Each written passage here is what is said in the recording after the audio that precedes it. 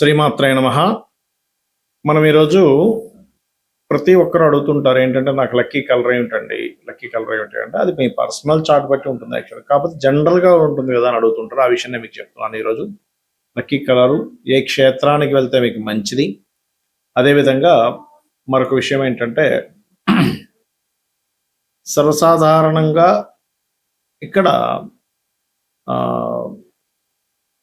Colours విషయంలో మీరు dress పరంగా కానీ కారు పరంగా కానీ తీసుకునేది వేరే ఉంటుంది, ఇంట్లో ఉండే కలర్స్ వేరేగా ఉంటుంది.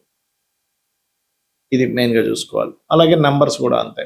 మిథునం వారికి కనుక చూసుకున్నట్లయితే మీకు నంబర్స్ కానీ కలర్స్ కానీ మరియు అదేవిధంగా క్షేత్రం కానీ ఏ దేవతారాధన చేయాలనేటువంటి అంశాలు చెప్తుంది నేనైనప్పటికీ చెప్పిస్తుంది సాక్షాత్ లలిత అమ్మవారిగా భావిస్తూ, ఆ లలితాంబిక అమ్మవారి యొక్క అనుగ్రహం మీకు పరిపూర్ణంగా కలగాలన్న స్ఫూర్తి కోరుకుంటూ, మంచి ప్లానింగ్, గుడ్ కమ్యూనికేషన్ స్కిల్స్, చాలా బాగా అంటే ఇన్ఫర్మేషన్ ఎక్కువ గ్యాదర్ చేసుకోవడంలో మిథునం వారికి మంచి టాలెంట్ ఉంటుంది. అయితే మీకు ఇక్కడ మనం నంబర్స్ గురించి మాట్లాడుకుంటున్నాం కాబట్టి ఇక్కడ రెండు విషయాలు. ఒకటి, లగ్నాధిపతి బుధుడు కాబట్టి 5 నెంబర్, పంచమాధిపతి శుక్రుడు కాబట్టి 6 నెంబరు, భాగ్యాధిపతి శని కాబట్టి 8 నెంబర్ మీకు పనికి వస్తుంది. దాంతోపాటు మీరు పుట్టిన డేట్ ఆఫ్ బర్త్ బట్టి కూడా మీ బర్త్ అండ్ డెస్టినీ నెంబర్స్ తీసుకొని మీ ఏజ్ని బట్టి మీరు ఫ్రెండ్లీ నెంబర్స్ ఏదో సెలెక్ట్ చేసుకుని అందులో మీకుండే ప్లానెట్స్ ఏవి బాగున్నాయో చూసుకోవాలి. అంటే ఇప్పుడు ఎగ్జాంపుల్ బుధుడికి సంబంధించిన 5 నెంబరు, 6 నెంబర్, 8 నెంబర్ అనుకున్నాం. ఈ మూడిట్లో ఏది బాగుంది, ఏది స్ట్రాంగ్గా ఉంది. ఇవే కాకుండా మీకు గురువర్గ ఇప్పుడు శనివర్గ లగ్నం, మిథున లగ్నం అంటే గురువర్గ లగ్నాలకు సంబంధించినవి కూడా ఒకసారి ఫేవర్ చేస్తూ ఉంటాయి. ఎగ్జాల్టెడ్ పొజిషన్లో ఉండి అదే ధనయోగాన్ని ఇస్తూ, అదేమిటి అనేటువంటిది కూడా చూసుకోవాలి, గుర్తుపెట్టుకోండి. అదేవిధంగా కలర్స్ విషయంలో కూడా, అంటే కారుకి కానీ బైక్కి కానీ వేసుకునే డ్రెస్ విషయంలో కానీ green, white, blue or hash colours మంచివి చెప్పాలంటే. కానీ ఇక్కడ ఏంటంటే ఈ 3 ప్లానెట్స్లో ఏది బాగుందో చూసుకోవాలి. ఒక్కొక్కసారి మంచి ప్లానెట్ ఏదైనా ఆపోజిట్ వర్గంలో ఉన్న, ఎగ్జాల్ట్ పొజిషన్లో ఉన్న, మంచి పొజిషన్స్లో ఉంటే అది కూడా మనం వాడచ్చు.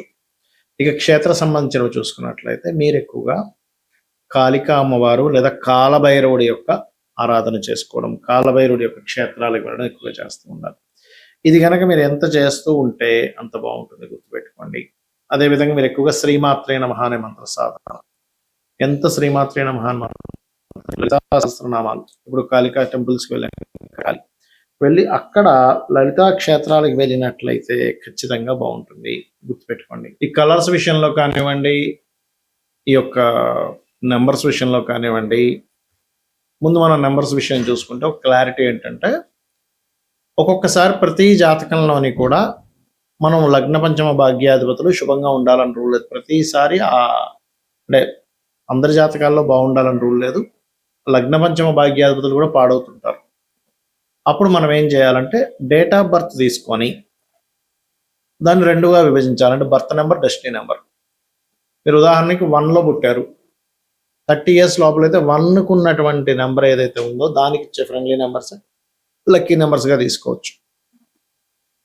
30 ఇయర్స్ దాటింది, డెస్టినీ నెంబర్ అంటే డేట్ని, మంత్ని, ఇయర్ని కూడితే వచ్చినటువంటి దాన్ని డెస్టినీ నెంబర్ అంటారు. దాన్ని తీసుకోవచ్చు, ఆ రకంగా చేసుకోవచ్చు. అయితే ఇక్కడ పర్టికులర్గా ఏంటంటే ఈ రెండింటినీ కలిపి ఫిల్టర్ చేసుకోవాలి.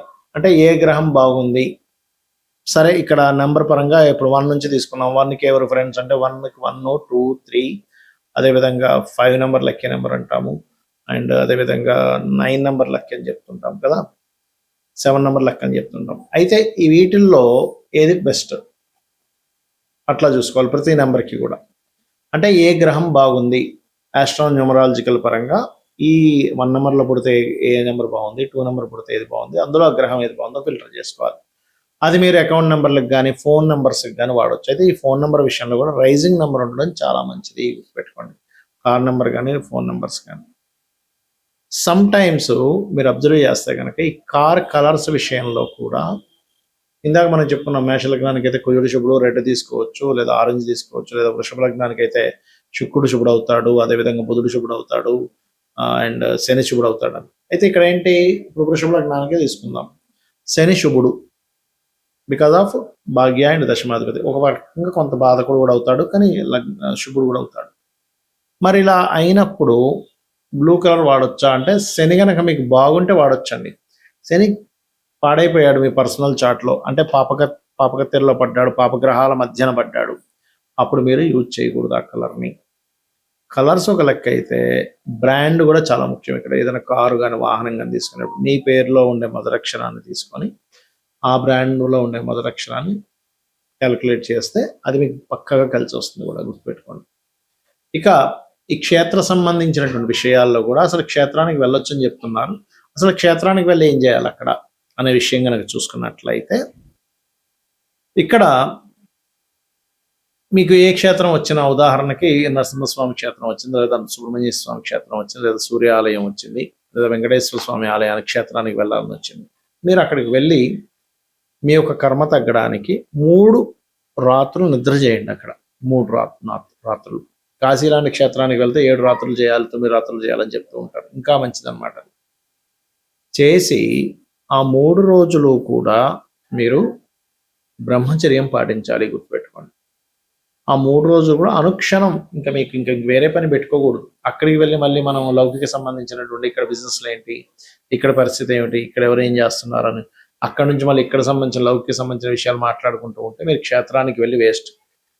అక్కడికి వెళ్ళామా ఇంకా మొత్తం అన్ని క్లోజ్ చేసి పడేసి ఆ దేవత సంబంధించిన దాంట్లోనే ఉండాలి. ఎందుకు అంటే మీ యొక్క కర్మని తగ్గించేటువంటి ఎనర్జీస్ క్షేత్రాలకు ఉంటాయి. కాబట్టి అక్కడికి వెళ్ళొచ్చేయండి. వచ్చిన తర్వాత కావాలంటే మీ లౌకిక సంబంధించిన దాంట్లో లేదు, అర్జెన్సీ ఉంది, దట్ ఈస్ డిఫరెంట్ కేస్. అదేవిధంగా ఏ క్షేత్రానికి అయితే వెళ్తారో అక్కడ ఎన్ని టెంపుల్స్ అయితే ఉన్నాయో అన్ని కవర్ చేసుకోండి. ఎట్టి పరిస్థితుల్లో క్షేత్రానికి వెళ్ళినప్పుడు అక్కడ ఉండేటువంటి సదుపాయాల గురించి పక్క వాళ్ళతో డిస్కస్ చేయడం, ఇక్కడ ప్రసాదం అంత బాగాలేదండి, అక్కడైతే భలే ఉంటుందని అనుకోవడం, లేకపోతే ఇక్కడ నీట్నెస్ లేదు, అక్కడైతే చాలా బాగుంటుంది అనుకోవడం. జడ్జిమెంట్లు చేయకండి దయచేసి. క్షేత్రానికి వెళ్ళి మీరు జడ్జ్ చేస్తూ కూర్చుంటే మీకు భక్తి అనేటువంటిది కనెక్ట్ అవ్వదు, భగవంతుడితో మీరు కనెక్ట్ అవ్వలేరు ఎట్టి పరిస్థితుల్లో.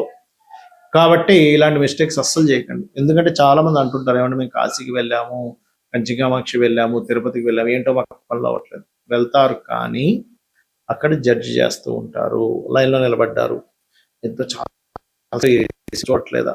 ఎందుకు మీరు లైన్లో నిలబడి చక్కగా మీరు ఆ దైవనామస్మరణ చేసుకోండి. ఎందుకు చెప్తున్నా అంటే అవన్నీ కూడా డ్రాబ్యాక్స్ అవుతాయి మనకి. అంటే క్షేత్రం వెళ్ళిన ఫలితం కంటే కూడా పాప ఫలితాలు పడతాయి దానివల్ల.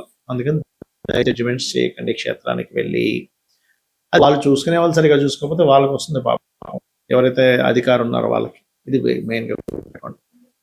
అదేవిధంగా క్షేత్రానికి వెళ్ళడానికి మీరు ముహూర్తాలు చూసుకోవాల్సిన అవసరం లేదు. చాలా మంది ఏం చేస్తారంటే, ఏమంటే ఈరోజు బాగుంది వాళ్ళు వెళ్దాం, పర్వదినాలు వేరు, పర్వదినాల కోసం మనం వెళ్తూ ఉంటాం, దట్ ఈస్ డిఫరెంట్. కానీ క్షేత్రానికి ఎటువంటి ముహూర్తం అక్కర్లేదు.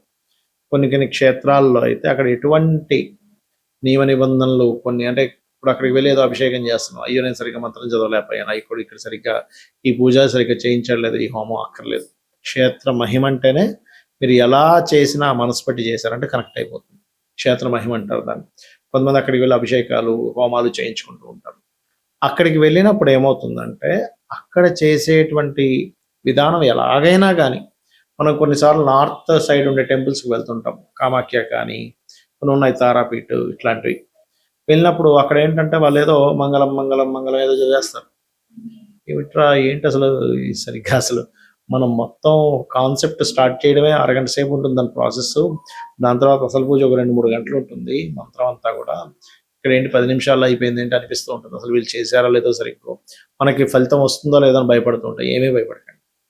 క్షేత్రము, స్వయంభూ క్షేత్రాలు, ఆ ఫలితాలు అద్భుతంగా ఉంటాయి, టెన్షన్ పడకండి. ఎందుకంటే ఇంత క్లారిటీ ఎందుకు చెప్తున్నానంటే, కర్మని పూర్తిగా తగ్గించేటువంటి యోగం క్షేత్రానికి ఉంటుంది, పూర్వజన్మ కర్మని. అక్కడికి సిద్ధులు, దేవతలు, దివ్యం మనుష్యులు వీళ్ళందరూ వస్తూ ఉంటారు క్షేత్రాల దగ్గరికి, వాళ్ళు జపాలు చేసుకోవడం, తపస్సులు చేసుకోవడానికి. మనం ఏదైతే తపన పడుతూ అక్కడికి వెళ్ళామో, అయ్యో నాకు ఫలానా సంతానం లేదనో, లేకపోతే వివాహం అవ్వట్లేదనో, సెటిల్ అవ్వలేదనో, ఇదంతా తపన పడుతూ వెళ్తే అక్కడ ఎంత నమ్మకంగా ఉంటే, అయ్యో స్వామివారు నమ్ముకున్నాడు కదా భక్తుల నుంచి, వాళ్ళు కూడా అనుగ్రహిస్తారన్న. కాబట్టి ఇవి చేయండి, అన్ని విధాలా మీకు బాగుంటుంది. శ్రీమాత్రే నమః.